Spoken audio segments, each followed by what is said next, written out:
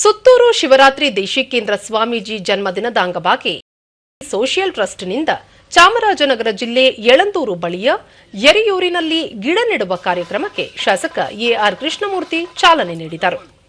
ಈ ವೇಳೆ ಕಾರಾಪುರ ಮಠದ ಬಸವರಾಜಸ್ವಾಮಿ ಒಡೆಯರ್, ಪರಿಸರ ಪ್ರೇಮಿ ಸಿಎಂ ವೆಂಕಟೇಶ್ ಮತ್ತಿತರರು ಉಪಸ್ಥಿತರಿದ್ದರು.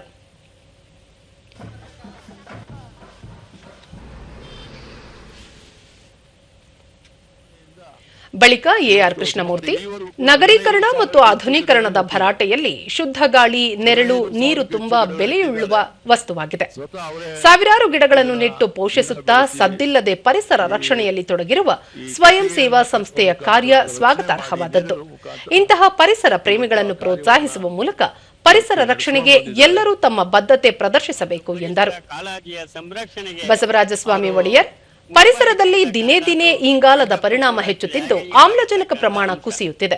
ಭವಿಷ್ಯದಲ್ಲಿ ಇದರಿಂದ ಉಂಟಾಗುವ ತೀವ್ರತರ ಆರೋಗ್ಯ ಸಮಸ್ಯೆಗಳನ್ನು ಪರಿಹರಿಸಲು ಪರಿಸರ ರಕ್ಷಣೆಯೊಂದೇ ದಾರಿ ಎಂದು ತಿಳಿಸಿದರು. ವಾಯುವು ಕೂಡ ಮಾಲಿನ್ಯವಾಗಿದೆ. ಮೂರು ಮಾಲಿನ್ಯವಾಗಿರೋದ್ರಿಂದ ಮೂರು ಮಾಲಿನ್ಯಕ್ಕೆ ಕಾರಣವಾಗಿರ್ತಕ್ಕಂಥ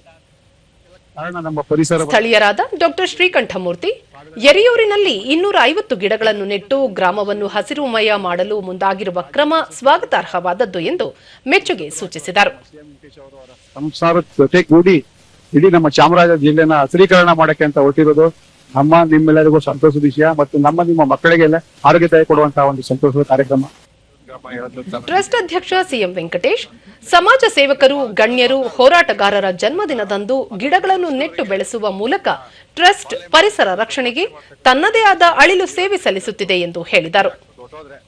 ಗಿಡ ಹಾಕ್ತಕ್ಕಂಥದ್ದು ಒಟ್ಟು ಗಿಡ ಬೆಳಿಲೇಬೇಕು, ಬೆಳೆಯೋರು ನಾವು ಬಿಡಲ್ಲ. ಆ ಒಂದು ಚಾಲೆಂಜ್ ನಾವು ಎಲ್ಲ ಕಡೆ ಘೋಷಣೆ ಮಾಡ್ತಾ ಇದ್ವಿ. 100% ನೋಡಿ ಅಂತ ಹೇಳಕ್ ಇಷ್ಟಪಡ್ತೀನಿ.